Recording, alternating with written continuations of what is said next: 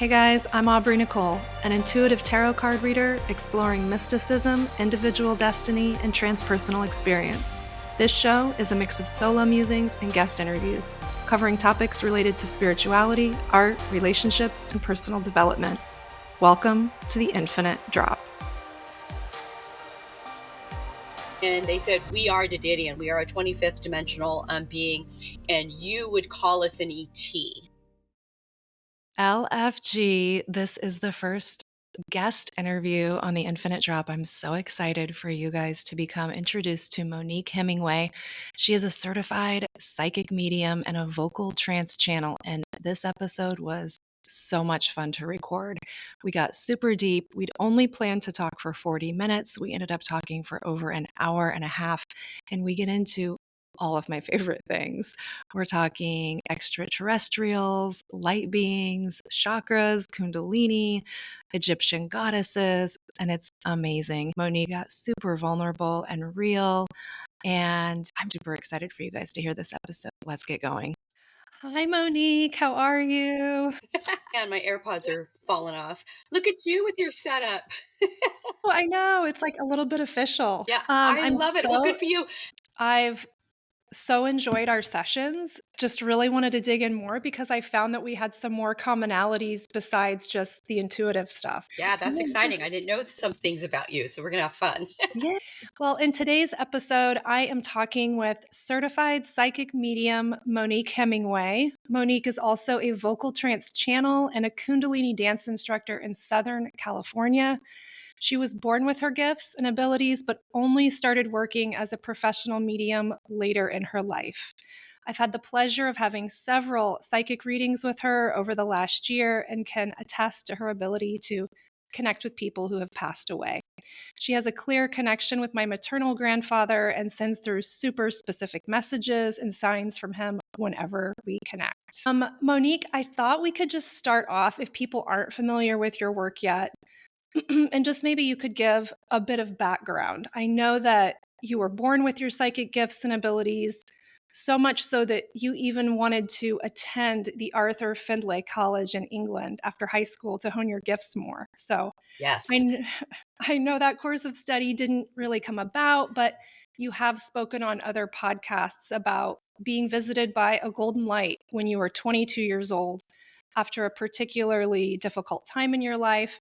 So I was hoping you could just tell us more about this experience with the golden light and your journey to begin sharing your gifts with the public.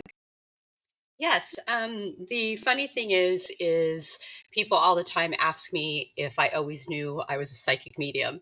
And the answer is kind of, sort of, but not really.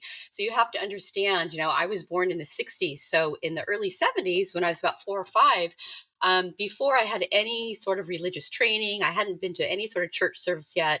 My parents certainly weren't talking about this kind of stuff. But I have very distinct memories of laying in my bed and seeing these beautiful lights. That's all I can say, is they were just like this light show above my bed at pretty much every night. And I could hear them, but I could hear them in my mind. Like, it wasn't from my ears. I heard them in my mind, and they were beautiful and they were just amazing. And I mean, they came every single night. So of course, as a child, every morning I would wake up and I would tell my parents, like, the angels came last night. Now, this is what's interesting is, like I said, I had never been exposed to angels or the Bible at this point. So I just knew they were angels, even though I had no idea what an angel was from my conscious mind. So this is the 70s. There was no internet. There was no, new age movement at the time, at least in the, public eye. And so my parents would just look at me every morning with this look on their face, and they would just say, well, Monique, that's your imagination. So the good news is, they didn't make me fearful. They didn't say, oh, you're evil or crazy.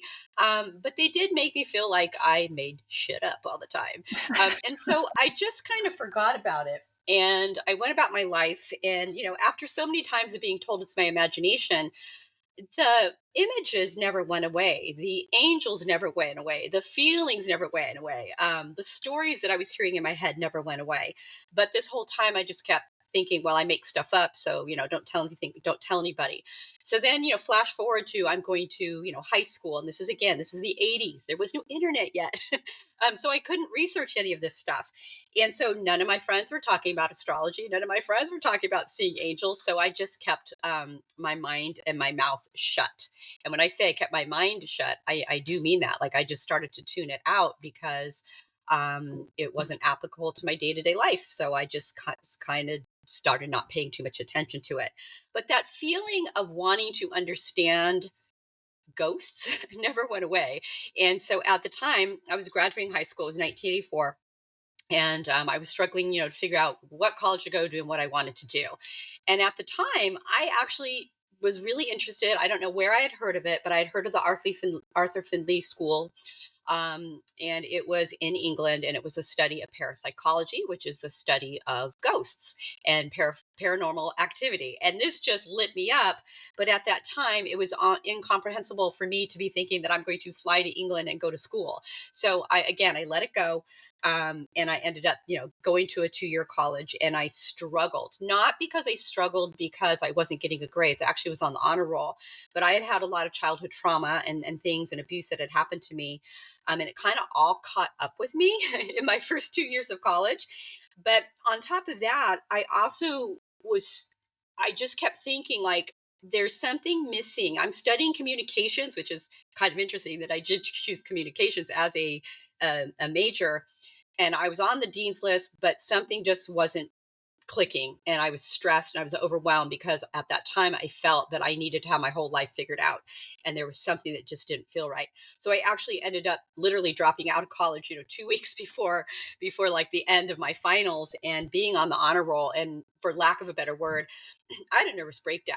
What I now understand is, in hindsight, is I had PTSD. I just didn't know it. And so going to college and trying to figure out my life was just like the straw that broke the camel's back.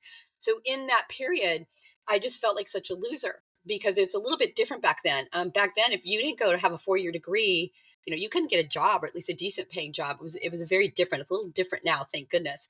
So I just felt like the biggest loser on earth. I had an eating disorder on top of it. And I drove my car to a cliff where I live. I live by the ocean. And I sat there in my car and literally was debating to drive it off the cliff because in my mind, I had nothing to offer the world. I was that depleted. I had no self confidence. I had no idea what I was going to do with my life. And on top of all that, I felt like I was a weirdo because I knew things and did things that other people didn't do. And so in that moment, as I'm trying to decide whether to drive my car off this cliff, it just ended all because I didn't fit into the society. This beautiful golden light came into my car. It was palpable. It's like I saw it. It was like this golden energy. And I also felt it so deeply within every part of my being. And there were no words that were spoken. It was just this feeling of intense love and this feeling of it's going to be okay. I'm getting a little emotional. And a feeling of I had a purpose, even though I had no idea what that purpose was. And so this is the angels coming back to me. I knew in the moment that this was my angels coming back that I kind of pushed aside for most of my life since I was, 5 and told that it was my imagination. And so obviously I didn't drive off that cliff. And I did drive away having no answers. And it's so hard to explain, but I just knew, I knew in the depths of my soul that I was here for a reason. And it wasn't clear to me yet, but I knew that I had to live. And here I am today. Thank God. Thank God. Oh, Monique, thank you. I'm tearing up too. Yeah. Thank you so much for opening up and being so vulnerable. I believe that there are a lot of people in the world today whose gifts probably have come online in the past 4 to 5 years Yes. as we're moving through this spiritual awakening. And just for if even just one or two people hear that, and maybe have Yes. similar, I'll call them symptoms or experiences, and maybe feel like they don't know what to do. I think this can be an inspiration, especially if they continue listening, to the rest Yeah. of this episode. And it's true. I say, with love, I am jealous of the people that are coming on board in the younger generation because, again, we have the internet, we've got books, there's Mhm. spiritual leaders. I don't want to say it's easier because opening up to spirit it's work.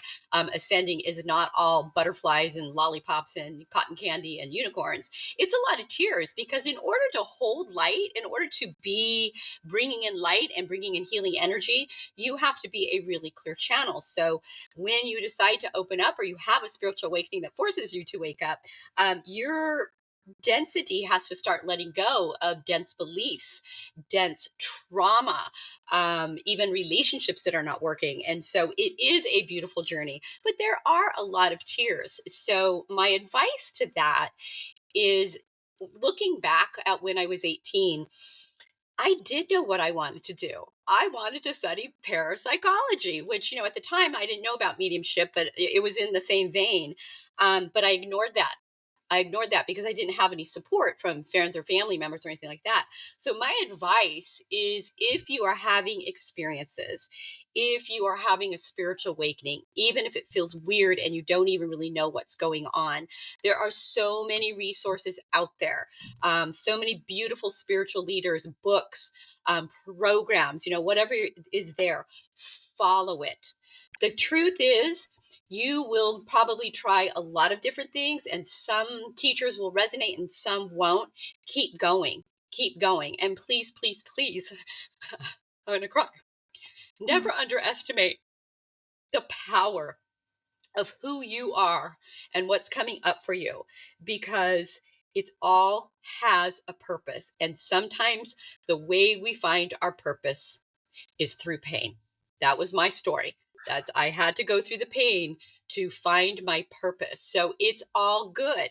And I don't want to make it sound like it's, always painful, because it's not. There's really beautiful things that happen all the time on this journey, but I'm not going to paint it as it's easy, because sometimes it's not. But in those easy times, the truth is, more and more of your gifts are coming to surface, and they need the space in your energy field and in your physical body to show up. So the tears have to come because they are cleansing and releasing.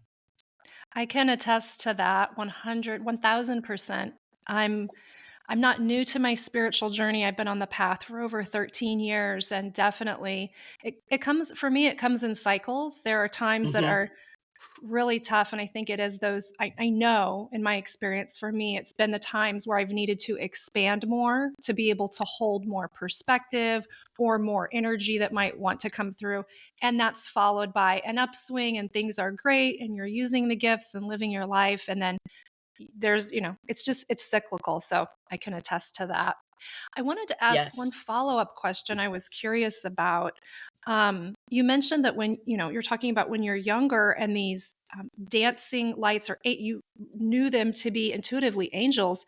Do you remember specifically, were you getting specific stories that you can recall? Were they, what was your experience, or what were the messages or things that were happening when you were such a young child? I ask because I have a lot of friends and sisters who have children who I think a lot of us have noticed all of these kids coming in have more they're more tapped Yes. in than we were, and some of them are just flat out they're very psychic. They have premonitions, they say things that how would they know that? And so for parents, or people that are around young children, what were some of the things that maybe you were experiencing, so that if people, you know, do encounter kids that are saying things, they know maybe how to Yeah. better respond?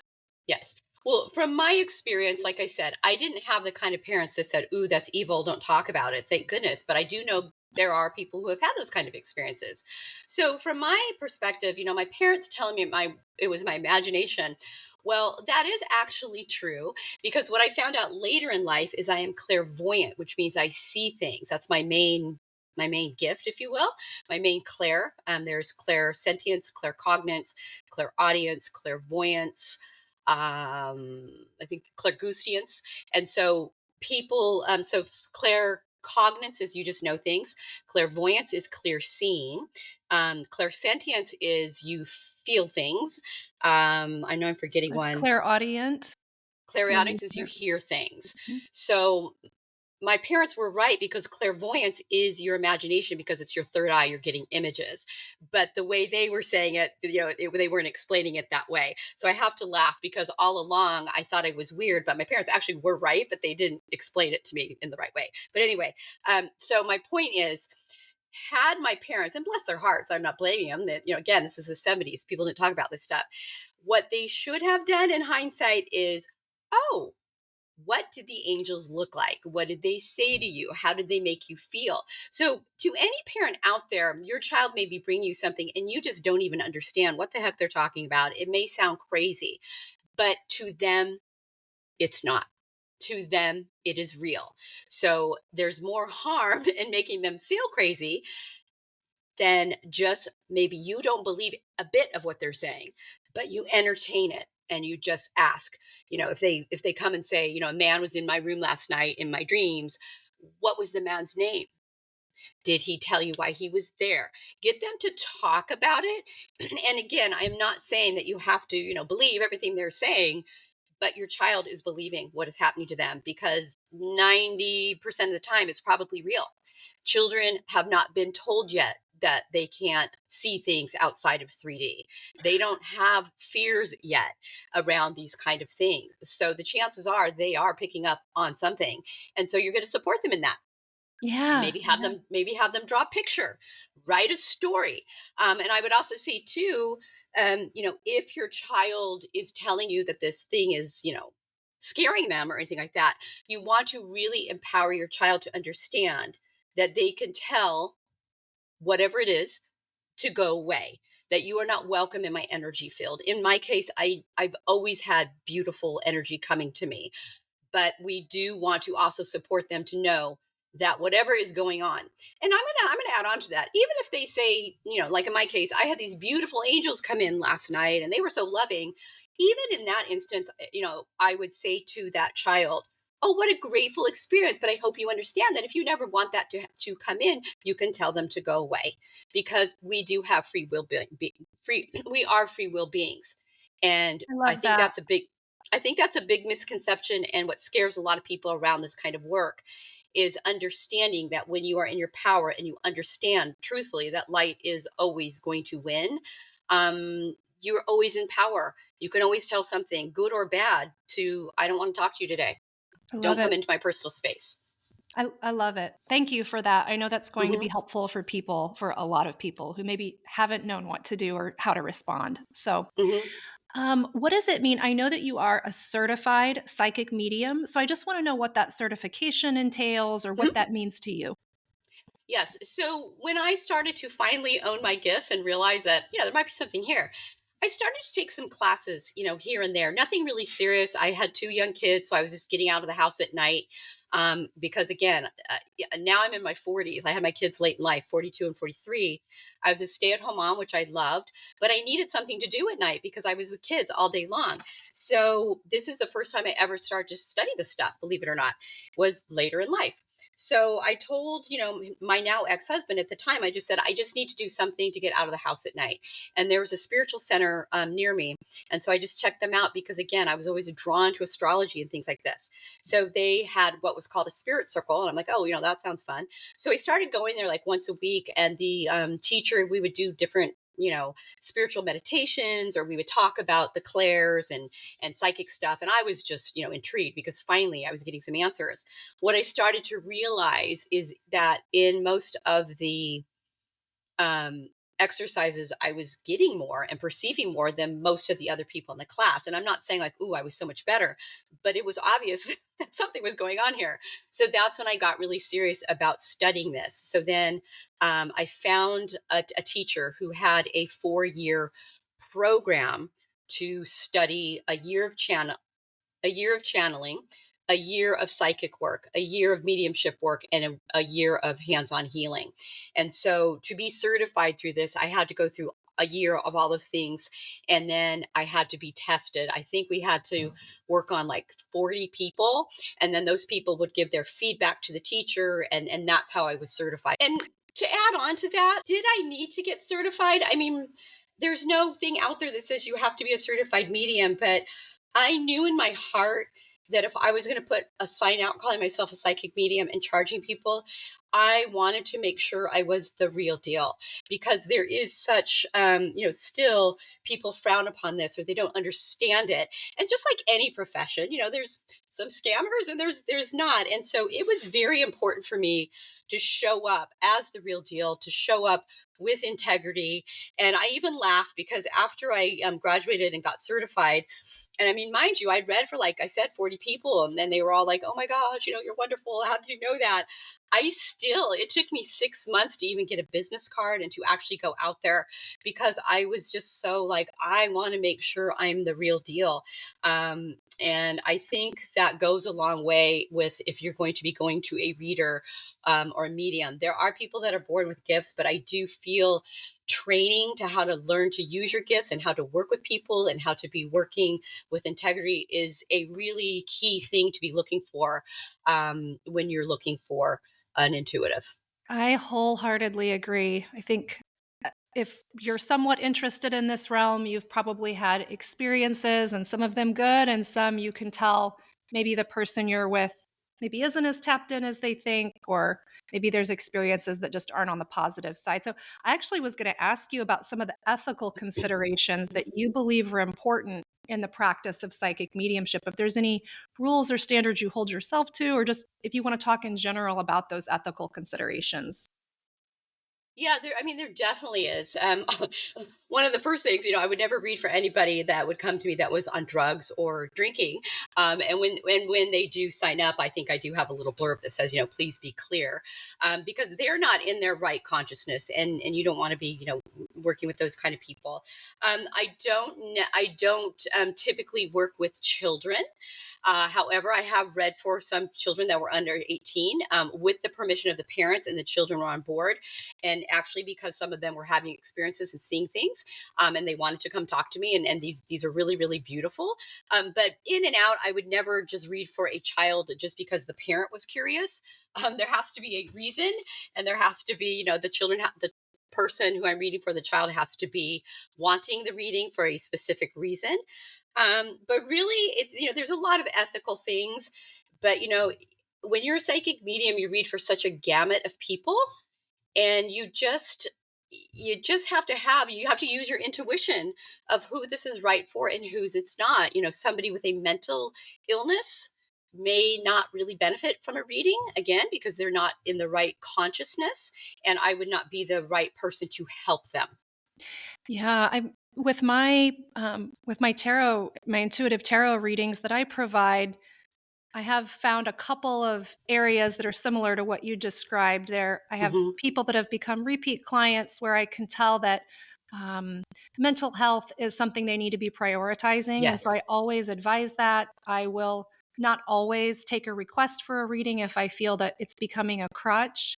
And I always Yes. advise back to, hey, we just recently had a reading. These are the things that were coming up. And once you get these other areas in line, I'd be happy to talk again, but I need you to go chat with your counselor or a doctor first. I've had that. And I am very strict about reading. Only, I don't participate in a lot of alcohol drinking anyway. I'm pretty much sober Yeah. on that end of things, but I always read sober. And when I am hired to do private events or parties where people have been drinking or partaking, I am more selective about who I'll sit with. Some people I recommend that we connect later if I feel that that level is past where it can be a helpful reading. So I think that's really Yes. important because, y- at least in my experience, I'll speak for myself and then I have a question for you. But there are, in my experience, there are energies that I would consider to be unhelpful, more energies of interference or static, low vibration, negative entities. And I'm able, like you said earlier, I do feel empowered and I have seen tangible um, tangible results of me speaking to those entities or spirits or whatever they might be, energies, and just saying, you're cast out, you're not welcome here, calling in protective energy again that comes from, for me, true source light, God, the angels, things in those higher, more expansive realms. So that's been successful for me. I want to ask, do you ever encounter entities that you might deem negative or even evil in your work? Or do you just see shadow energies? Like, do you see it more as just like shadow energies that kind of get outsized in people? Like, Yeah. basically, So do you believe it's all kind of good in nature, or are there some people really operating from a basis that we'd consider to yeah, be? no, I 100% believe that there are heavier energies. That's how I like to Yeah. describe them out there. There's no doubt about that. In my work, do I encounter them? Absolutely not. And I do, if you ever have a reading with me or a healing, I do this whole spiel in the beginning of calling in the light and calling in the four corners. I mean, I make sure every, aspect of protection is taken care of. And I'm going to go back to like something you said about like drinking and things like that. So sometimes people will say like, oh, it's so expensive and all this kind of stuff. And I have to explain to them that, not only are you paying for my time, but also you're I'm getting compensated for my time outside of the reading because I do not drink. I have not drank since I was 28. And that is a choice. Not that I was an alcoholic. It's because I knew that it, is a darker energy that I don't want to be inviting to my body. And I want to be a clear channel for spirit. I eat healthy. I work out. I get sleep. I eat well. And that's what we should be doing anyway. But for people like us that are doing this work, I am a channel that is bringing through energies into, from one dimension to another. I want to be as pure and clear as I can be. So I am bringing in clear energies of light. And so that's why, it is expensive to get a reading because I really sacrifice a lot in my personal life to make sure that I am showing up in integrity. So along with that, so I'm gonna kind of give you two answers to this. In my day-to-day work is mainly psychic medium readings and my Reiki healing. I have been doing this for over 12 years. I don't think I'm trying to even think. I've never encountered a dark energy coming in. I have had a couple healings where people came to me and they had some, kind of dark, yucky energies hanging onto them. I have had a couple people that actually had an entity that I had to remove. But in my readings, never, ever, ever has it happened. But in healings, yes. But see, you have to understand too, these people are coming for healing because they were feeling depressed. They were feeling out of energy. There was a reason. And then we found out it's because they either had what I call energetic smog.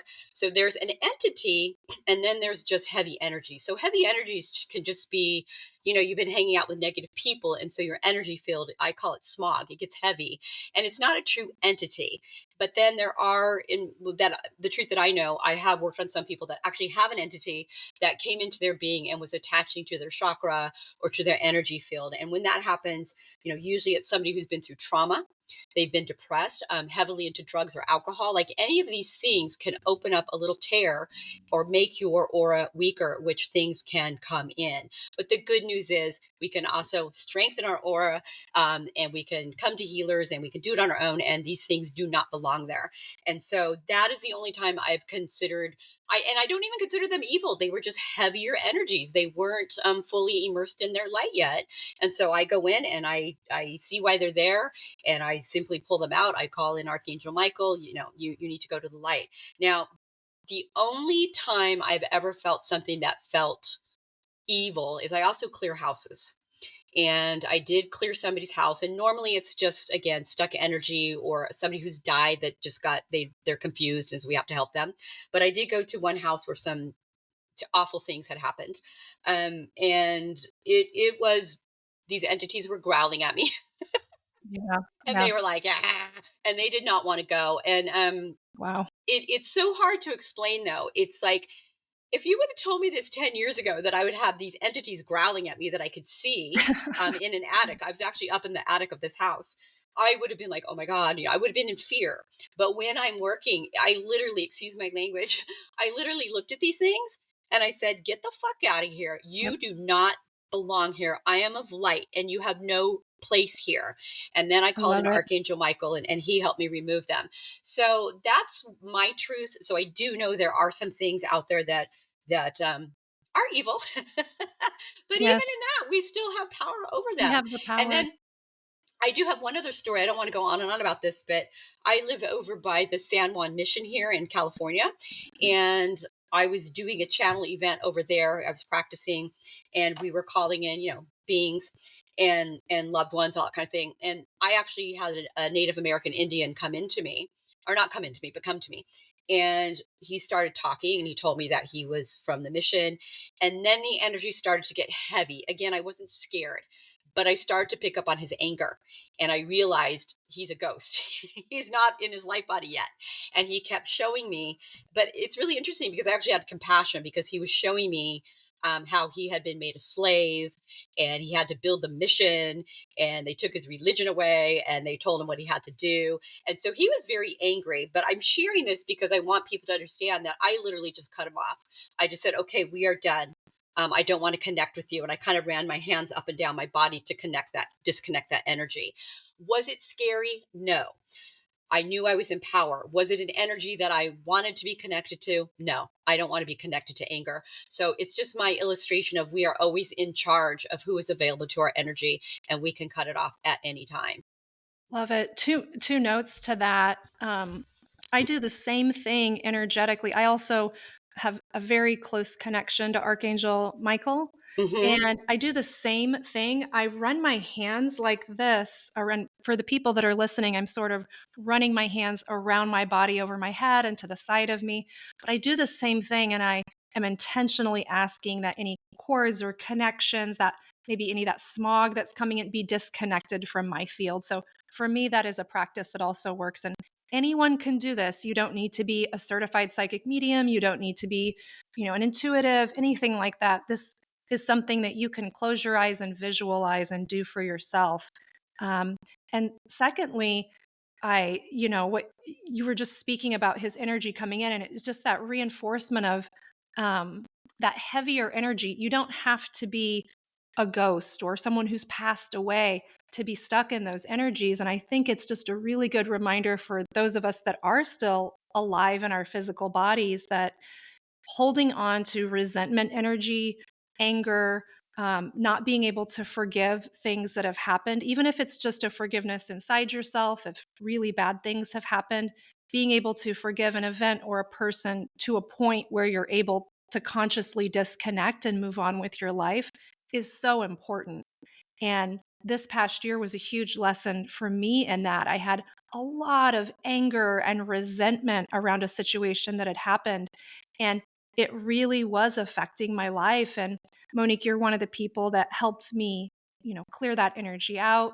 There's also Hannah Saunders of Fluid Roots Wellness, I believe is her Instagram.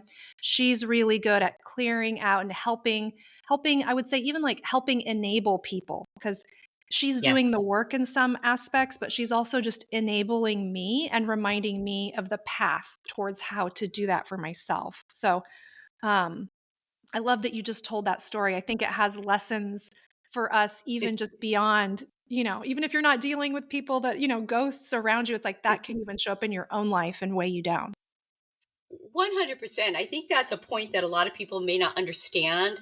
They don't understand energy and how it can hang in the atmosphere and hang in your aura. So I'm going to give you an example of that. Have you ever walked into a room after two people have been fighting and they're not even talking anymore? But you can walk into that room just so happy, and you can feel Oh, that yeah. tense energy, that heaviness. And you know that saying, like the air you can cut like a knife. Yeah. This is what I'm talking about. So, in places where there's been a lot of trauma or fighting, that energy can get stuck in the walls. And it is real. It also can happen in our own auras. If we are angry all the time, even angry at ourselves in our mind, that creates neurological pathways that are putting out energy that create chaotic energy. And when it gets going and going and going, what does it do? It creates motion. And so now you've got chaotic energy that is going around not only in your thoughts and your mind, but it's actually going around in your aura, in your energy system. And then it starts to pull in other things that match that energy. So very, very much it is so important to clear our energy. Even when you go on the internet, I'm sure you guys have all seen the comments, people are attacking people. We can even pick up that energy. If you're an empath, you know what I'm talking about. So even when you're done with your cruising around on the internet, clear your energy. And what I do, it's what you were talking about. I pretend like my hand is a big giant scissor and I'm just cutting off the energy. And then I also do a namaste.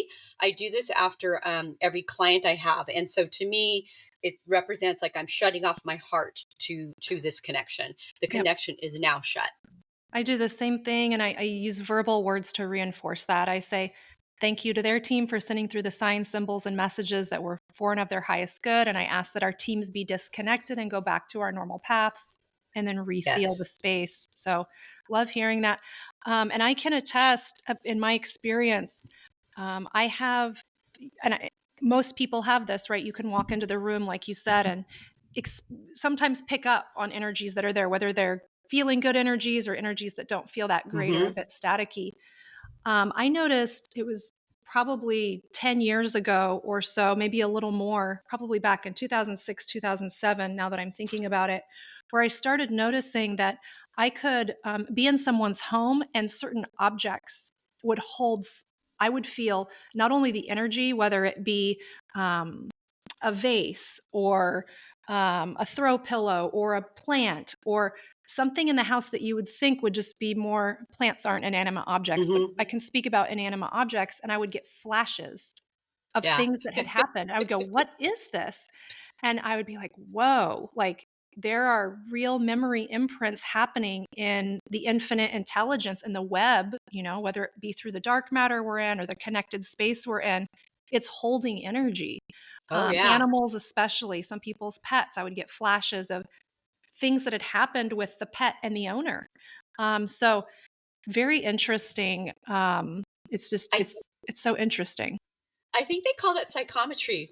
Some people, like everybody, their gifts show up differently. It does happen to me sometimes too, but that's like you can pick up energy off an object, Yes. and like you said, pick up on things of the person who owned it, or something that was going on in the atmosphere. So the truth that I know is like energy can't be destroyed. It has Right. to go somewhere, and it's constantly being recycled, and it can get stuck.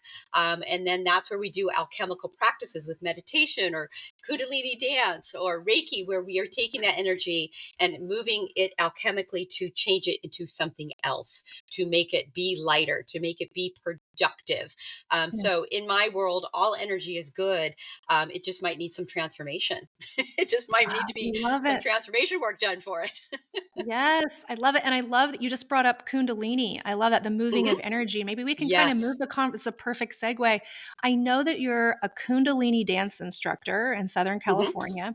That's a commonality that we share. I actually was certified as a chakra dance facilitator Ah, back in 2015, I believe. And then from there, just really went on a deep dive over the next 9 years. I ended up starting my own moving meditation practice called the Seven Flow. ah, I held classes, we had live events, I did teacher trainings in person and online. Some of the teachers went on to teach, I know, in Spain and here in the United States. We wow. had a studio that opened in Alabama. It was all really exciting. And it was based on, it's called the Seven Flow, and it was based on the seven chakras and the energy Oh, that flows through each chakra. And there's some similarities I know there with Kundalini dance. We had a customized soundtrack produced with DJ Taz Rashid. He's more well known in the yoga world and the house music world and in that yoga meditation space. But we had the soundtrack created so that um, it would activate um, energies in each energy center based on the frequencies that were played. So our hmm. goal was to agitate actually the energies in the chakras so that we could find deficiencies and excess energies that were happening. And as we moved through each chakra, we would bring those energies more into resonance and balance. And then a final step, we'd connect each chakra back to the heart or the fourth chakra so that all intentions and activities and energies flowing, we're always going back to that heart based frequency. So, I'd love to know more about your Kundalini dance experience and practice. I know you lead events and classes, and I want to Mhm. know why you think you connect to the practice so much and maybe how it contributes to your ability to channel your gifts. Yeah. So Kundalini dance is I just get so excited about this because all my life, see, what I didn't understand until I was later in life is that I'm an empath and I'm also what is called a full body channel. So I sense energy and my whole body will move. I'm like an instrument. I know it sounds corny. So my whole life, music, I was always dancing and I never had any training and I would dance my ass off. And I always wanted to go to, dance class. And my mom would say, we don't have the money and all that kind of thing. And I was really bitter about that because I'm like, I have a talent. And in hindsight, I realized I was never supposed to be traditionally trained in dance because my dance is a trance for me. And so, early in like my 20s and 30s when I was going to nightclubs and things, I mean, I can't, if music comes on, even to this day, I can't sit down. And it's because I'm a channel. I feel the energy of the music because music is vibration. I feel its spirit moving through me. And so I would go to nightclubs and people all the time would be like, are you a professional dancer? And I was like in my ego, like, no, but my ego was like, I'm just a really good dancer, right? Having no idea that it had nothing to do with me. It's because I'm a channel. So about 4 or 5 years ago, I won't go into the storyline, but I have a lot of sexual abuse and sexual trauma in my life. I was raped in my early 20s. A photographer drugged me unconscious and I was raped for hours on end. And so I had a lot of trauma that was stuck in my body. So could I consciously, I understood what had happened, and I had healed it from a mental perspective, but I realized that something was still off. There was something I just intuitively knew that it wasn't a psychic reading. It wasn't Reiki. I just knew that I had to go in and get this, what the issues are in the tissues. And I knew that. And so I found this woman, her name is Leola Antara. She's in Australia. She's amazing. And so I started doing some of her things, just some things that she was offering online. And it finally, like the light bulb went off. It's like the whole music would start to move my body. And then I followed her instruction and it was intentionally moving my body. And that's what had always been going on. But and so here I am again, like, oh, I'm dancing. I'm having so much fun. But then I fell to my knees sobbing and crying and releasing so much trauma and not even knowing really why it was coming up.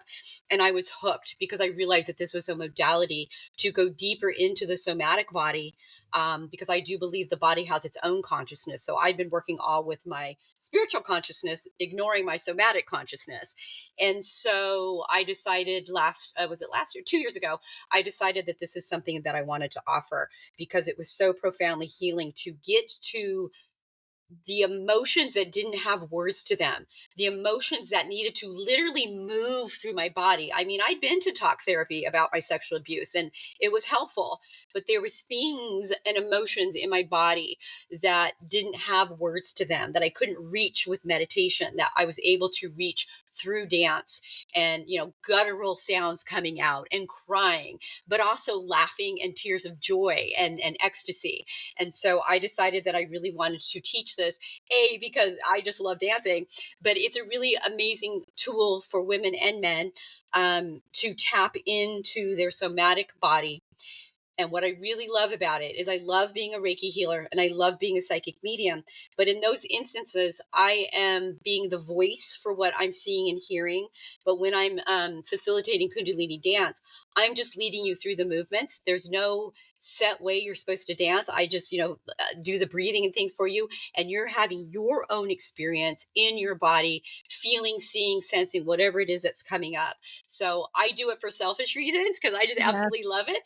But the default is, it is such a profound way to share my gifts in a very different way. And when I do my facilitating, just like your seven flow, there's ways that we breathe, and there's, when we're working on a certain chakra, we're moving in certain ways. But I am a channel. So it's really amazing, because what starts to happen is I've channeled Isis, the goddess Isis. She'll come in and talk to the group. I've channeled Yeshua. I've channeled Mary Magdalene, and they will come in and talk to the group. And it is just, you hear how giddy I get, because it's just like all of my gifts get to come in. My gifts of movement, my full body channeling, my vocal trance channeling, my psychic medium stuff, my healing abilities. So I'm very, I very have I excited to have put that full out there. chills, and I know Yeah. people are just listening to this. This is just an audio podcast, but I'm seeing Monique and all her beautiful, brilliant, glowing energy, and she's almost dancing in her seat as she talks. It's so beautiful to watch. So I love it. And You know what's interesting is this theme of dancing and the movement, even when you were a little 4 and 5-year-old girl, you were seeing dancing angels. yes. And I love this theme of the dancing going Yeah. throughout your work.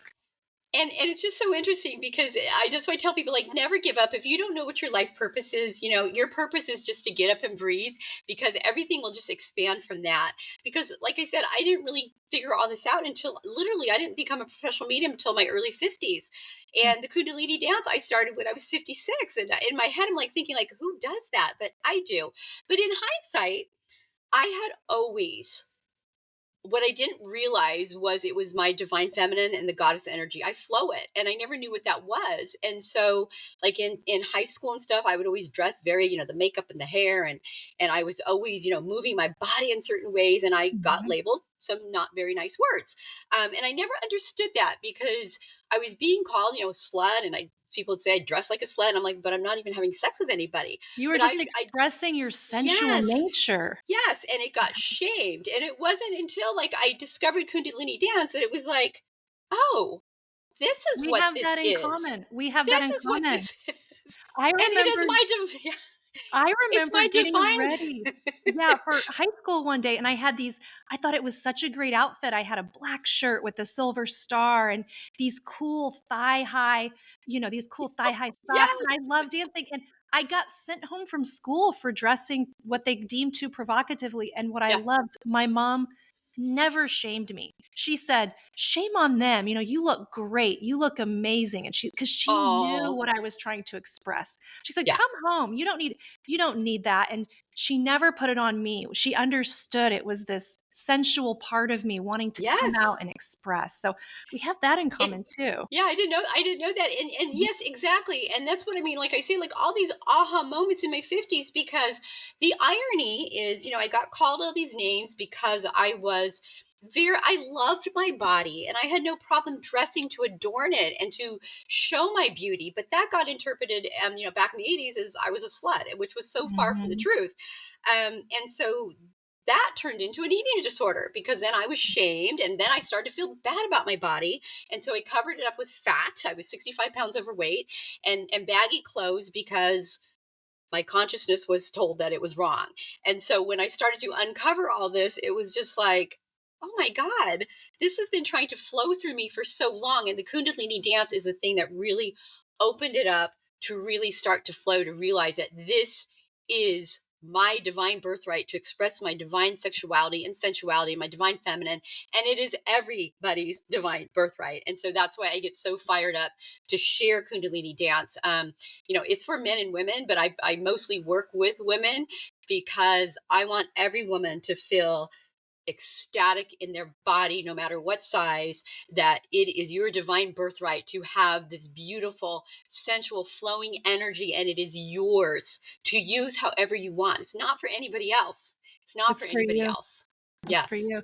That's what I loved about the 7 flow for myself. Again, it's like selfish. It was like a Yeah, selfish thing. It was like, exactly. I loved this so much, but other people were like, "Whoa, this feels so good." I remember I was leading an event in Portland, Oregon, and I think there were probably 20 to 25 people there, and it was everyone has such a unique experience. I had a woman who came up Yeah. afterwards, and she said, she goes, "Oh my gosh, I was almost on the edge of orgasm." And I was like, "What?" Yes. Like, what? And then I have another woman who stopped dancing within 15, 20 minutes, and she was sitting against the wall. She'd kind of slouched down and her energy was getting really small. She was curled up in a little kind of tighter ball. And she was like you said earlier, like we hold the issues in our tissues of our body, and each Hmm. person, those frequencies, those sound frequencies that were hitting them were affecting them in different ways. But the good thing with that experience is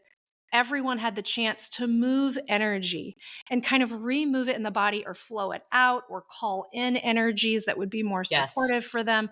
And that's what felt so good to me and what has felt so good to me in movement through these types of practices. And sometimes people, in my experience, would get, they would be a little bit self conscious or nervous about joining, especially men. And I would Mhm. just tell them, hey, it's like yoga without the poses. You don't have to quote dance. The music's going to Yeah. go on. Everyone's eyes are going to be closed. I had my sessions in rooms that were lower lit so that people didn't feel like they might Yes, have a exactly. spotlight on them. And if you're at home and you don't have access to a space that's facilitating these types of experiences, you can also just do this at your home. You can, you know, find a room where you have a little bit of space to move around. And there are a lot of playlists on, free music streaming platforms. You can look for chakra dancing, Kundalini dance, or energy dancing, yoga dancing. Um, Shakti dance. Yeah. Shakti dance, 5 rhythms. There's a lot of different names out there for this, but you can put that music on and just experiment with it. Close your eyes. You know no one's looking at you, and you just kind of allow the music to come into your body and move however feels right for you. It might just be you're bobbing your head at first. Maybe your hands want to move. Maybe you're full out thrashing, dancing, crawling on the floor. Who knows? But it is a really great way to move these energies through. And there was something I wanted to ask you about also. You'd mentioned to me on, I think, our most recent reading that you were getting some intuitive guidance or hits that I may want to, one day in the near future, make a trip out to Egypt and connect with some of the Egyptian Mm. goddess energy. I have felt called to that in different times of my life, apart from you saying that. But you have talked about the Egyptian goddesses, and I'm just wondering how they might flow into your work with Kundalini, and if there's any specific goddesses that come in for Yeah. you. Again, it's like, you go back and you start to see the dots connecting. I had just always been intrigued with Egypt, but had never been there, never studied it. I didn't know any of the goddesses. And when I first started channeling, which is when I go into trance and I allow spirit to speak through me. So when I'm doing a psychic medium reading, that's called relay channeling. What that means is I raise my vibration, I call in your spirit guides or your loved ones in spirit, and they say something to me, and I just relay it back to you. So they're talking to me, and I just say, hey, your grandmother's here, and she said to buy a new car. Um, when I go, so that is channeling, but it's called relay channeling. But I'm also what's called a trance channel. And when I'm trance channeling, I go into a higher vibration and I set my ego aside, my personality aside, and I invite spirit to step into my vibrational field and vocalize through me. So they vibrate my vocal cords and they say whatever their message is. So the reason I'm going into this is because when I first started to learn how to channel, Isis came through. And I Mhm. didn't really know a whole lot about her, but she's one of the first beings that I ever channeled. And she channeled this beautiful message about feminine empowerment. Now you have to realize this is probably, God, 15 or 20 years ago. I hadn't discovered Kundalini dance. I didn't even really know what I was doing. I didn't even know what the divine feminine was. I didn't really know what she was talking about, but I just knew that her message was really, really beautiful. So she kept coming to me, and then I started channeling the Hathors, and so just all these Egyptian goddesses just kept coming to me. And then I was even channeling, some of the male Thoth and all kinds of things, and it just never went away. And I'm like, wow, I really, really love this. So when I found Kundalini dance, and like you described, there's other different forms of chakra dancing. There's all kinds of different methods, but Kundalini dance just called to me. And Leola, the woman who I got certified with, she has channeled, she said it was all channeled to her from the Egyptian goddesses. So it made sense to me that, oh, this is what Wow. led me here. And, Wow. I do know, because I've done some past life regressions and things like that, that I have had lifetimes in Egypt. Particularly one of them was a healer. But back then, what I was doing is I was, back then they would very much put oils and things on the body, so that when they were traveling through the underworld, and so that was my job, was to work with the dead and get them ready for their to go Wow. into the coffin, what the sarcophagus. So I just kind of laugh, because it makes sense that I'm a psychic medium. I've Now already you're in worked Southern with the dead. California working with the Yeah, dead. It's like with that you working with the theme. dead. Yeah, it's like you've been building your resume over lifetimes and didn't know it.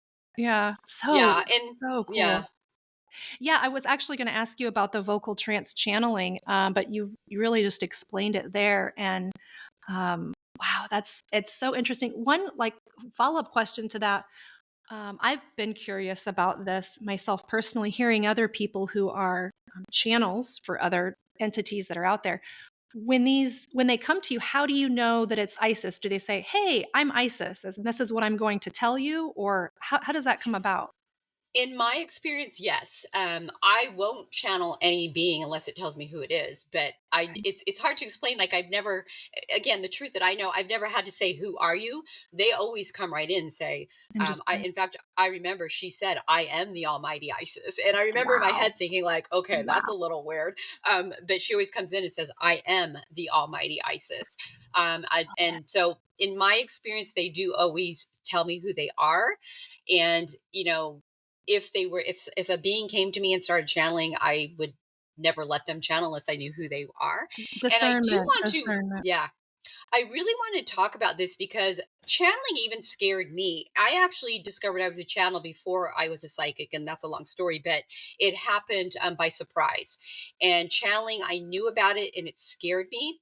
I love to watch other people channel, but I would have never thought I would do it, because I was under the impression that you were possessed. Um, and so, what I realized once I learned how to do it, and again, it happened by surprise. I did not set out to channel, but spirit was like, "We're going to show you your gifts and you're going to use them, so we're going to have you spontaneously channel." But what I want people to understand is, at least the way I do it, I don't can't speak for other channels, is the beings do not come into my body. That would be weird. I do not want any other being in my body. They come into my energy field, and I invite them. I do a whole thing where I call them in. And the easiest way to explain it, if I was sitting right here, right now, and there was a jet engine next to me, but it was shut off, I would just be talking like this, and my body would not be moving much, and we would just be having a lovely conversation. If you turned on that jet engine, all of a sudden my body would start talking like this, and my body would start moving, because I would be picking up on the vibration of that. Is that jet engine in my body? No. Is that jet engine affecting my vibration and the way I'm talking? Yes. So the way I channel, like, again, I can only speak for myself, is I invite them into my energy field, into my aura. And because they are so high vibrational, they can vibrate and move my body and move my vocal cords. And I even have an accent. I channel a being named Willow. If you go on Instagram, you can see him. I channel him, and he's got a Celtic accent. So they definitely manipulate my vocal cords, but it's the same thing. I can stop it at any time. I'm what's called a conscious channel, which means I put my consciousness aside, but at any point I can end it. If anybody's familiar with Edgar Casey, he was an unconscious channel. He would go to sleep, and all this stuff would come out of him, and somebody would write it down, and he would wake up and have no recognition of what he had said. You're in So dual awareness. You're in dual awareness. yes. Yes, Yeah. that's a great way to put it. Mhm. So I just want to, channeling's really misunderstood, and a lot of people don't understand it. And my goal in 2024 is I do want to step out more as a channel and put it out there, because I think I'm ready. I had to grapple with that. Like, oh my God, what are people going to think when I'm talking with a Celtic accent? And I've really worked on that, because I'm like, you know what? It's not about what people think. It's how spirit wants to use me. And I'm here to be an instrument, and whatever spirit wants to use me as, it is my duty to show up and serve spirit, not my ego. So follow me, Exactly. because I'm going to put some more of my channeling out there this year. Yes, and we're gonna put all the links where you can follow Monique down in the show notes. And Monique, if you just want to say what your Instagram handle is now. Yeah, it's Monique underscore Hemingway. Yeah, she has great resources on there and it's super uplifting content. I also wanted to bring up the High Priestess tarot card because it's all Mhm. about that feminine intuition and being able to detect energies or instances that may be hidden from our conscious view. And as you're talking about Isis, I have this book. It's one of my favorite tarot books. It's by Rachel Pollack. It's called 78 Degrees of Wisdom, a tarot journey to self awareness. Hmm. And the High Priestess card, I don't hear very many people talking about this, but there is a connection to Isis, believe it or not. So, this is Rachel's book, but she is giving credit to Bill Butler. Bill Butler wrote a book called The Definitive Tarot. And Mm. he was really talking about the historical legendary sources for the female archetype behind the High Priestess card. So there's this legend that was well believed for quite a long time that throughout the Middle Ages, a woman was actually once elected pope and had to dress and pretend to be male. They called her Pope Joan. And this Oh, persisted wow. for quite a while. Yeah, she was a legend. And, there's a lot of information in Rachel's book. You can read more about it. But basically, um, that name on the second major arcana card in the tarot is called the High Priestess now, but originally it was called the Papess, the female version of the Pope. And that name persisted until the 18th century. So we're talking the 1700s, when court day, and I may be mispronouncing this, but it's Gebelin, Gebelin. So that court, they believed that the tarot actually originated in the Isis religion of ancient Egypt. So they changed the name to the High Priestess. And I think it's so interesting. They also say that the weight image of the card, the most widespread used tarot deck on earth, the Rider Waite Hmm. Smith deck, they derive some of the imagery directly from the Isis priestess symbolic clothing, particularly her crown representing the three phases of the moon. So, Well, um, that is very interesting. I have to tell you, I've never heard that theory, but the whole mhm, time you were talking about it, I was getting chills, and then it makes sense. Like I'm thinking of what the card mhm. looks like and all the imagery that are in the cards. Oh, I yeah. 100% believe, even though this is Oh, the first yeah. time I've ever heard of it. Oh yeah, it's so wonderful. There's so much good information. Rachel's book, I actually have the new edition of her book, but it's absolutely, to me, the most groundbreaking, original information I've ever read about the symbology found in the Rider Waite Smith deck.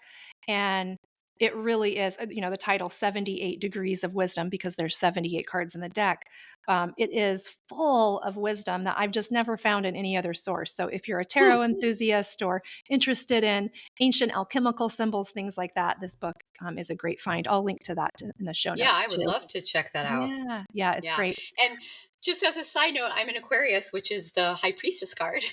Same. Interesting because again I laugh because spirit has woven its messages into me. I just never realized till I was later in life that I'm very much here to embody the divine feminine and to help heal it and to teach it. And what is the divine feminine? She's intuitive, so of course I'm a psychic medium. I'm the High Priestess card. I'm the Aquarius. I'm an 11 master number, which is the psychic number. And then I have to laugh because I actually was born on Valentine's Day, the day of love, which Valentine's Day is, Cupid is actually based off Eros, the energy of erotic energy. And I'm like, of course I'm supposed to be a leading dancer. So I later in life, really, my life's purpose became very clear. And it is to serve and embody the divine feminine energy and how it shows up with me and bringing that goddess energy back. And again, it sounds so like weird to say that. And if I would have 10 years ago, if somebody would have told me that, I'd been like, oh my God, whatever. Right. But it just keeps showing up. I also channel poetry. I have a whole collection of erotic poetry that's been channeled, and it's all based off of this beautiful, feminine, sexual, sensual energy that needs to come back to this earth. And it's time for the divine masculine to start rising. And feminine has been doing such a shift since 2012, and we are just a couple steps ahead of the divine masculine, and we are here to hold that space for them to Absolutely. find their power back, because the truth is, they were lied to too. Yes, They were absolutely. lied to too. So it's not a us versus them, or they're bad or No, we're great. It's no. about coming back to that beautiful divine masculine, divine feminine balance within us personally, and then we can embody it and we can find that in our life, and really bring this earth into a shift of union of everything. And where We things are don't all feel one. so extreme, where we can find that balance, that harmony that I think we're all really craving after so much tumultuous, chaotic energy. And Yeah. I can echo, I'm an Aquarius. I was born February 18th. I was born under the High Priestess. My birth number is also Yes. 11, master teacher Are 2. you really? I I didn't know am. that. Oh I my God, am. Yeah, I am. yay. And it's so the more you learn about these types of ancient divination practices or calculations, the more at least my mind and heart get blown. We have a Yeah. mutual friend, Caitlyn Kaerhart. She's Yes. a world-renowned numerologist, and she's just a wealth of knowledge. And through her, I've also discovered that in the Cards of Destiny, a more ancient divination numerology practice, I'm also the Seven of Diamonds card, which is a card of basically being from another planet and having high psychic abilities. And by looking at my birth chart through her and other really wonderful astrologers out there, I found that I have a lot of markers for psychic intuitive gifts Yeah. and communication. So all of these things, I studied communication as well. I've had a 15 plus year in the career in the corporate world that's all about strategic communications, and I've written a book, and all of these things come very easily. And I see now that when I look at my birth chart, the exact time I was born and where I was born, where I was positioned precisely under the stars in the Milky Way galaxy at my birth, it's almost like this birth chart becomes a blueprint or a computer code, almost outputting the things I'll be not so great at, the things I'll be good at, some of the challenges I may encounter in my life.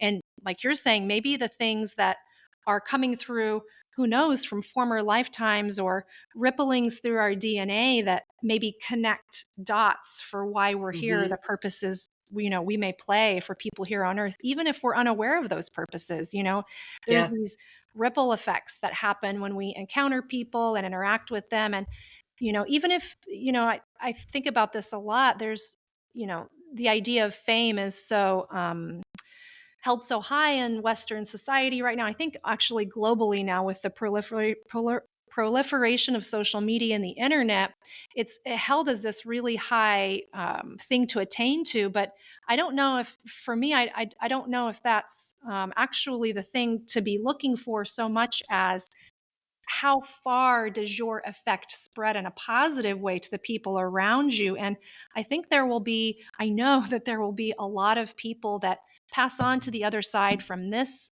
physical incarnation that leave a legendary effect, and they'll leave and never know it consciously in their lifetime now, but the effect Yeah. will be tremendous. So, Yeah. um, It's true. you, through your vocal trance channeling, I was so I have this is a story for another podcast, but I have a wild connection with NASA and astronauts in outer space and things that just cannot be explained by anything that makes sense. But you had spoken about in your vocal trance channeling on another podcast. You mentioned something about Didion, a 25th Didion.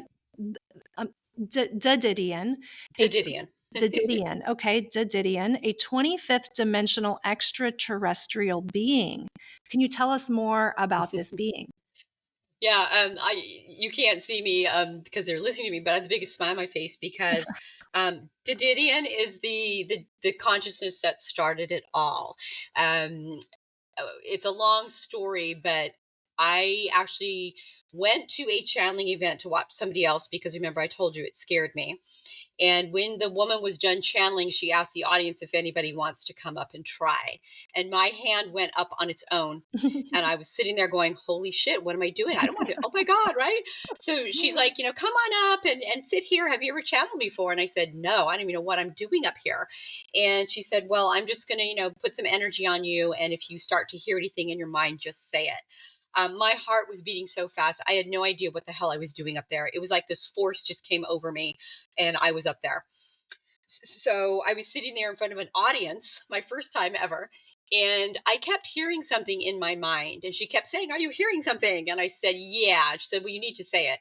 The reason I sat there for about 5 minutes is because I didn't trust it, because what I heard was actually a line from a movie. It's from a astronaut movie in the 1970s, and I kept hearing over and over, "The eagle has landed, the eagle has landed." And I'm like, "Oh my god, I must be making this up." So finally, because she's kind of like, you need to get going, she just said, "Just say what you're hearing, and once you do, it's like once you pull the string, the whole ball of yarn will start to come." So at this point I was like, what the hell, right? So I literally just said, "The eagle has landed." Well, after that, I proceeded to channel for 15 minutes an entity, and they came in, and they too. This is the first time I ever channeled, and they said, "We are Dididian. We are a 25th dimensional being, and you would call us an ET. That's your term for us, but really we are just another consciousness, just like you, existing elsewhere." And they gave this most beautiful message. I remember, and of course I didn't record it because I didn't think I was going to be channeling, but I do remember they were doing some musical notes, and they were talking about, this is the sound of life. So anyway, when I came to, like, I went into trance. I didn't even know what I was doing, and I opened my eyes, and the whole audience was looking at me like, "Whoa!" And they're like, you sure you haven't done this before?" And I'm like, "No." And I just love this story because, I mean, I have always believed in life elsewhere, but I'm certainly not a UFO nut. I'm not watching Ancient Aliens all day long. So that was the furthest thing from my mind of what I think I'd be channeling.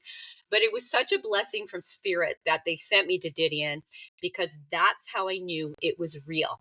You see, if I would have channeled Jesus or the angels, I mean, I'm Catholic, like I was taught about that stuff, I would have thought I made it up and I wouldn't have trusted it.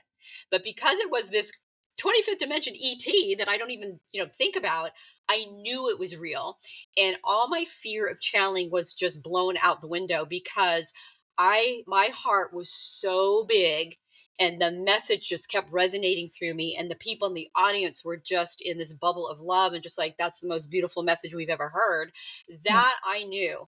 I'm like, channeling is not evil, it's not bad, it's not weird. This is a beautiful mechanism. And so then I went on, like I said, to study and learn how to do it more. So Dididian is extra special to me because they are the ones, like I said, spirit threw me out there. They're like, "You have gifts and we're going to wake up to them. Whether you believe it or not, you're getting up on stage." Well, another connection. So I worked for 2.5 years with Apollo 11 astronaut Buzz Aldrin, very closely with Oh, him. So the Eagle has no. landed. Yes, Yes. yes. You know what I'm talking about. Michael Right. Collins, Neil Armstrong, Buzz Aldrin. Yeah, I'm very familiar. So I'm curious. Do you remember or recall? Was that your only instance communicating with Dididian, the 25th dimensional being? Were there other instances? And if what either way, what were, Mhm. maybe you could bullet point some of the messages or things that came through this being? Yeah, no, I channeled Dididian here and there, but Dididian was the first channeling experience I ever had, at least that I'm aware of.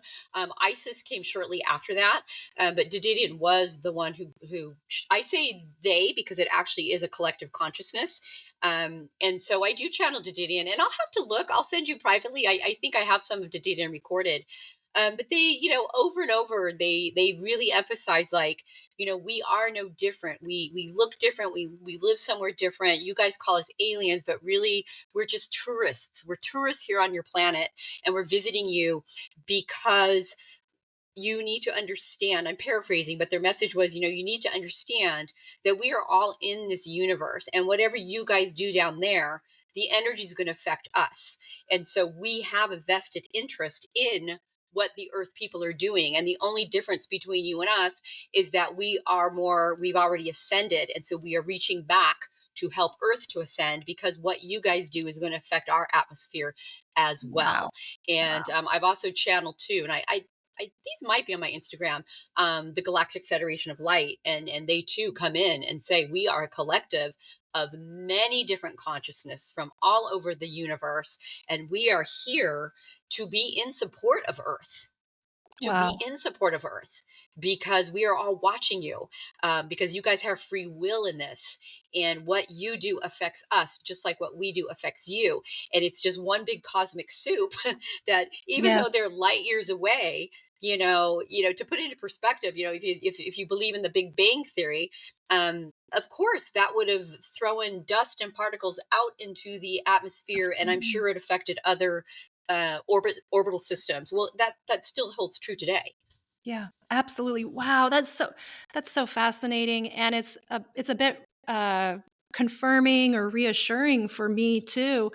I have always felt I shouldn't say always, but I would say over the last 8 to 9 years, I have felt the presence of or had experiences with energies that I can only describe and I've only been able to describe as light beings. I had an incident on a plane ride in the last 8 years, and I had been on a co ed softball. Um, well, I was invited to play, I should say, in a co ed softball game in Portland, Oregon. And during that game, when I was running to first, um, something had happened and I'd fallen and hurt my knee, and it was pretty severe, and I don't play sports very frequently, so I thought, oh, this was like a scraped knee, like when I'm a kid I'll shake it off. Well, Right. after a few months I still had some pretty bad pain in my knee, and I started thinking, wow, maybe you actually tore something or really damaged it. And I just kept kind of ignoring it. And I was on a plane ride, and this is, 6 months or more after this event. I was on a plane ride, and as we got to our cruising altitude in the sky, I was in a kind of a calmer, meditative state, sitting in my seat. And I remember just having a very strong feeling, and I didn't know where it came from, but a very strong feeling that there were light beings very close to me. And I was told, heard, knew. I don't know how else to explain it other than that I could heal my knee if I wanted. They were very close. I was Mm. very close to them. And I closed my eyes and I started meditating. I put my hands on my knees and closed my eyes and began meditating on the plane ride. And I felt blue and orange lights coming in through my crown chakra, through the top of my head, flowing down to my knee. And they felt very calming. It was easing the pain in my knee. And it was flowing. And I just sat there and I could hear chattering. And sometimes I would hear stuff in English. They would communicate to me. And at one point, I could feel that the energies were getting almost worn out, like a battery depleted, like they were depleting their batteries trying to work on the knee, and whatever they were attempting wasn't working. Wow. Um, and at some point, I heard in English a male voice that said, "Permission to remove the kneecap." And I opened my eyes because I thought, oh my, I thought at You first I got thought maybe what? I'm just yeah, I mean, when this was initially happening, I thought maybe I'm just in a really meditative state. I meditate a lot. Maybe I think part of me thought maybe this is my imagination or my Yeah. brain trying to use positive thinking to ease the symptoms I'm feeling. That's kind of what I thought. When I heard this male voice say permission to remove the kneecap, I opened my eyes and I got a little bit scared for a moment. And I thought, in my internal voice, I'm thinking, "Oh my god, am I gonna give permission to remove my like, what? Like, I don't On know a who this plane? is." Yeah, I'm like, "What is going on?" But I thought, "You know what? Let's just try it." So I closed my eyes and I said, "Permission granted." And I felt this influx of they went and tapped what I believe they went and tapped additional resources, flowed that energy through, and I definitely felt a surging of energy Mm. in my knee. This experience continued for a few more minutes. And then, I thanked them when I felt this quote light surgery was complete, and they exited. And I sat in meditation for the rest of the flight. When I got up to leave, I stepped on my knee as I stepped into the aisle, and I had no pain. And I literally thought, okay, you've psyched yourself out, positive thinking, you're flooded with chemicals from this great meditation, you've Tony Robbins yourself into a good Right? situation. I walked off the plane and my knee was healed. The pain never came back. Yeah. It actually was healed. So I thought, okay, there's something to this. And I've had one other experience with being sick where I was able to connect with and channel that energy, and there was an instant healing for very significant symptoms that were occurring. Um, Yeah. and I've had those experiences. Like I said, I've had unexplainable, uncanny experiences being connected to NASA, different astronauts, different situations like that in my life. Um, and so when I am in my intuitive readings with clients, whether it's an intuitive, just sitting down and channeling, working with them, or an intuitive tarot reading, I call on light beings, benevolent light beings for and of our highest good. I would say in October of 2022, I was at a spiritual event at Aubrey Marcus's ranch in Sedona. He does a program called Fit for Service. We had some people opening ceremony for us, as we were praying and asking, giving thanks for being on the sacred land. They called on light beings from Star Nation. And I felt my whole body kind of go into this rippling, tingling feeling because I was like, wait, other people are talking to light beings from Star Nation. Like, I have this direct experience with it. And Yep. I just call them that. But after that, I started learning a bit more about that. And so now in all of my readings, as part of the energies I call on, I do call on light beings from Star Nation, and Mhm. benevolent extraterrestrials who are here for and of our Yeah. highest good only. So, Oh yeah, they're yeah. awesome. We could have a whole nother podcast on this, but yeah, I'm very tapped into, and again, not that I tried, just like you, it started coming to me of these benevolent, what lack of a better word, ETs, and I'm really tuned into the Arcturians, Yeah, and they come through in healings. When I'm doing healings on people, I've had Native American energy come in. I've had ET energy come in and do healings on people. I have worked with fairy energy. I worked with dolphins, with whales. Even I've had experience with leprechauns. I mean, all of this stuff. When I started my work, I just thought was fairy tales. Like I didn't believe in it, yeah, and then they started showing up, and I'm like, oh wow! Like there is so much unseen energies that support Earth that most of us absolutely. aren't aware of, and how lucky am I to be able to hear that, feel that, see that, and Absolutely. utilize it. So I'm happy to hear that you're doing that as well, because Yeah. they are in support of us. They really, really are. We're gonna we maybe have to have another episode or just offline chat about the fairy energy. Ah, yeah. So I didn't know it for a long time. My first name is Aubrey. My middle name is Nicole. And Aubrey means ruler of the little people or queen of the elves. And I love Nicole, yeah, that. and Nicole means victory or victorious. And when I was a little girl, without knowing any of my name etymology, I was a little girl. I would Yeah. write in my journals over and over, I wish my name was Victoria. I wish my name was Victoria. And Nicole means basically, Victoria, victorious. Wow. And I have very, very tiny ears. People comment on it a lot. They're like, you have little like elf ears. And I'm like, wow, like ruler of the elves, queen of the elves is my name etymology. And I was in the Pacific Northwest. I was in right outside of Portland, Oregon in 20, I think this was 2019, 2020, I believe. And I was hiking, went to this hike. And when you live up in the Pacific Northwest, you can open Google Maps, literally look for green spots, zoom in, and then you just drive out there and go hiking that day. There's just such Right. a plethora of beautiful places to go. And I found this one area I'd never been to. And as I'm driving out there, Google Maps are giving me the exact highway name. So let's say Highway 10 or Highway 351. But as I get closer for the exit, it says I'm getting off on the exit for Spirit Highway. And I thought, oh, beautiful. I'm getting off on Spirit Highway. And this forest was right off of this. And I had taken a low dose, a micro dose of psilocybin, and I was hiking by myself through the forest. It was very, very empty the whole time.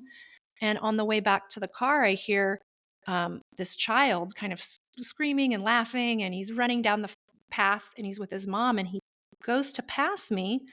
And I step up on a log to get out of his way, him and his mother's way.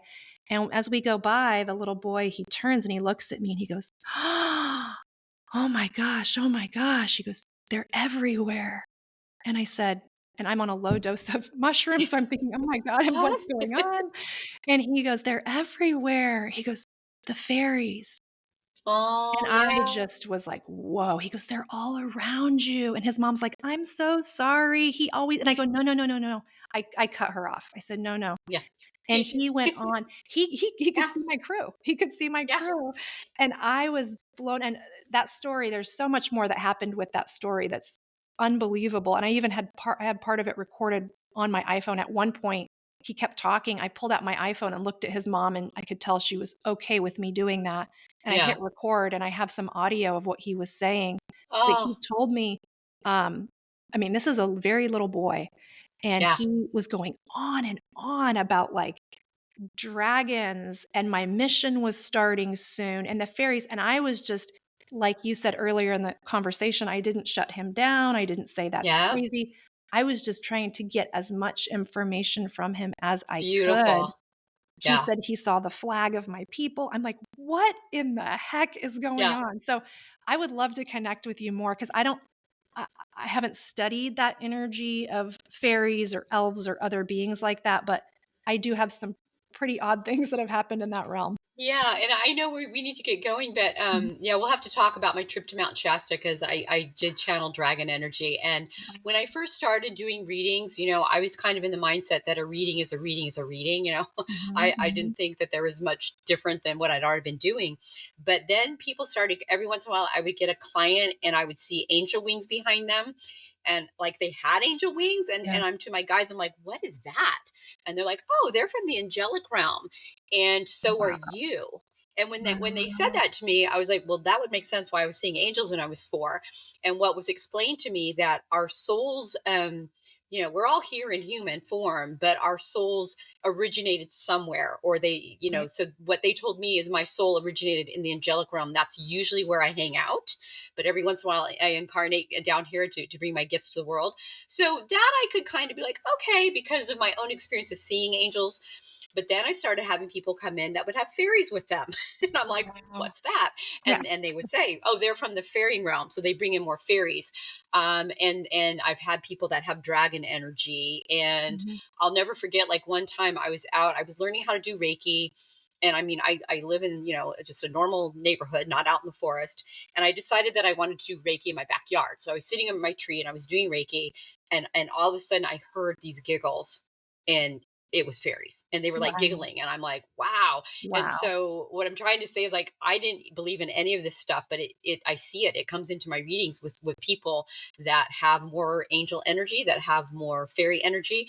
ETs come in all the time with people. Oh, this person is really connected to Arcturus, and this is they're just here on earth to help out. So that would be a really fun conversation to have. Yes. Yeah, we definitely need to dive into that more. Yes, yes, Right, yes.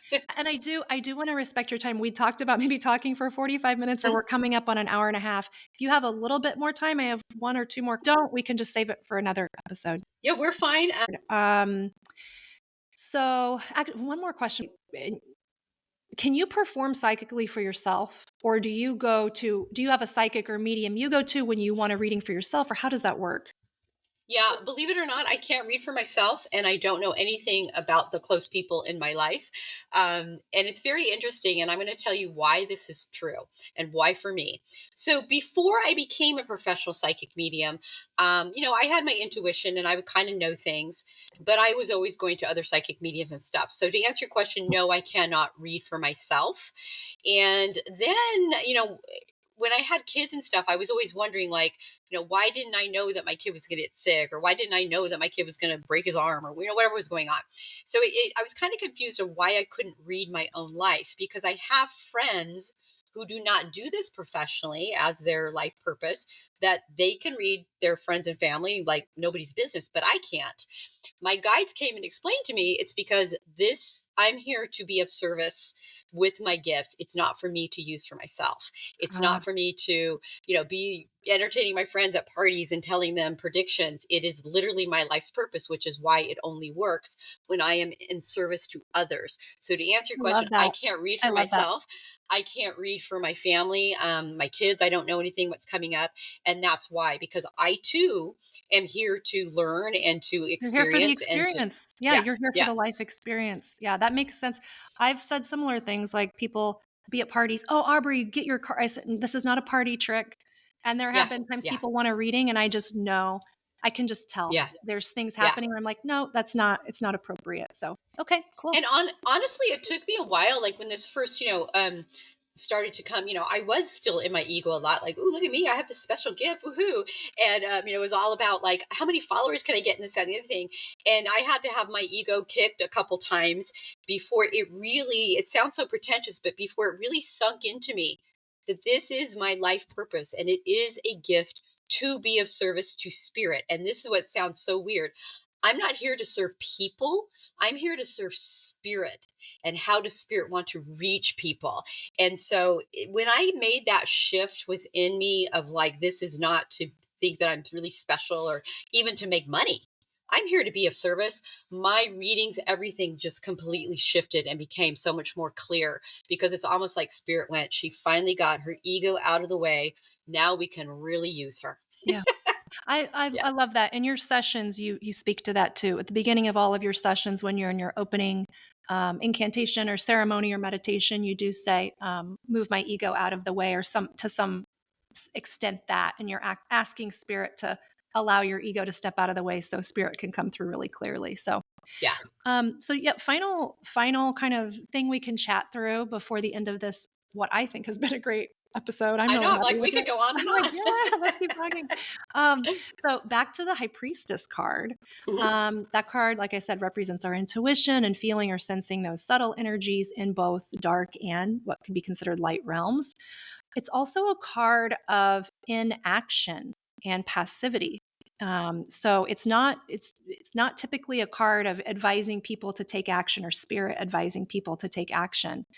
Um, it it's almost an in between state where we know, we're sensing that there's something to be aware of, but we're not quite sure totally of what that is. And so I would ask your advice for people, just everyday people out there, listeners, if you have an intuition about something but don't feel totally clear, like it's really subtle. How do you know when it's time to kind of move out of observation and inaction into taking action? Like you've said before, psychic work's really subtle, So how do you know?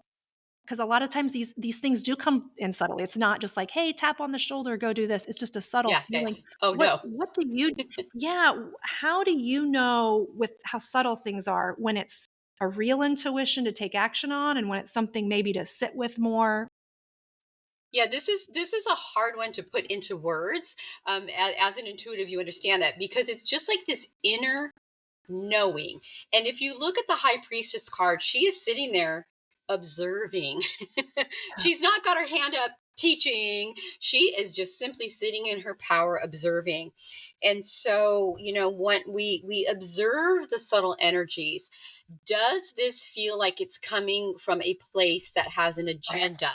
Does it feel like it's coming from elsewhere? And sometimes we don't know. Sometimes even I too, I'm like, am I just making this up because it's wishful thinking? So Yeah, what I do is I always ask spirit, what is in this situation, what is the truth that I need to know? For me, I the love key that. word is truth. What Truth, is the truth I need to know? I love because our that. ego will go crazy with all kinds of things. I mean, I Yes. can't tell you how many times I've interpreted something from my ego, and it meant Yes. something completely different. So, in any situation, I always ask, get into a meditative state. Spirit, thy will be done. Show me the truth that I need to know. Is there anything I need to do with this? Because sometimes we're just given something because it's just something that we need to know, but we're not supposed to do anything with it. Yep. Yep. So, what is the truth that I need to do? And show me if there's something I need to do with it. Does that make sense? Absolutely. I do the same thing in my readings. I always ask for the people I'm reading for and for myself, show us the next best steps. And I also ask God, what is your will for me? So I'll let you get back to it. I really want to thank you for your time. Yes, yes, I yes. really appreciate it. This has been such a great conversation, and I look forward to the next one. Thank you for inviting me. I had such a blast, and look forward to connecting again because we have Yeah, a lot in common. absolutely. Yeah. And everybody, I'm going to put all of the connection information in the show notes so you can follow Monique and maybe even get a reading from her. She's excellent. I think I've had 3 or 4 readings the past year and she knows her stuff. She's spot on. She is Ah, tapped in. So thank you so much. thank you. Bye Okay. Bye bye. bye. Thanks for joining me here. Keep exploring, keep questioning, and stay immersed. in the infinite drop.